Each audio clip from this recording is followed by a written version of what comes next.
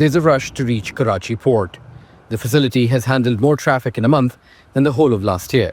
That's because Pakistan, as Iran's neighbor, offers some of the first safe seaports as ships exit the Strait of Hormuz.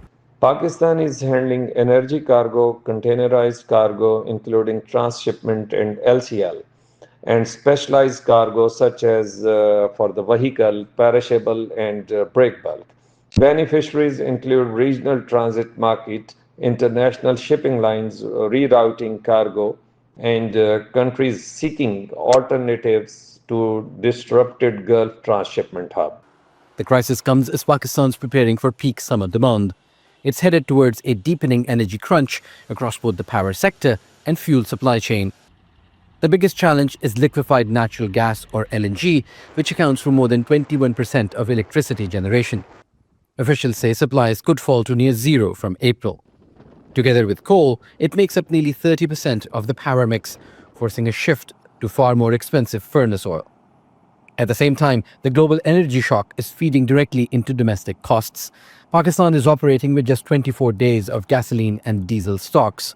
War risk insurance premiums for tankers have surged more than tenfold. Freight rates have quadrupled. To manage volatility, the government has moved to weekly fuel price adjustments. Industry analysts describe March as the moment Pakistan's energy system was stress test, its more severe external shock since the 1970s oil crisis. Pakistan moved quickly on multiple fronts simultaneously. Diplomatically, it secured rerouted cargoes through the Red Sea port of Janbu. Naval escorts kept tankers moving through contested corridors. Pakistani flag tankers have also passed the strait with permission from Iran. It was a very coherent institutional response that operated faster than most observers expected. Pakistan's oil sector entered April under stress, but fairly functional. Now, a hybrid strategy is in the making to keep the lights on. It includes limited daily load shedding, compulsory conservation measures, and higher electricity tariffs. The government is offering a $7 a month targeted relief for motorcyclists and rickshaw drivers, even as it increases petroleum levies to manage fiscal pressure. Oil tankers like these provide the nearly 80% of energy that Pakistan requires coming from the Strait of Hormuz.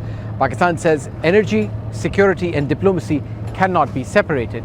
And what it is trying to do is to find common ground between the three spheres so it can bring some sort of normalcy to the equation. After hosting regional diplomats, Islamabad is also pushing for wider international engagement, including with China, to build momentum for de-escalation.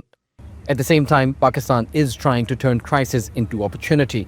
Plans are underway for a maritime energy city and new deep-sea ports, aimed at transforming the country into a regional hub for energy storage and transshipment. But all of it depends on one thing: an end to hostilities. Because until then, Pakistan remains exposed to the conflict, and as one energy expert stated, putting the oil genie back in the barrel.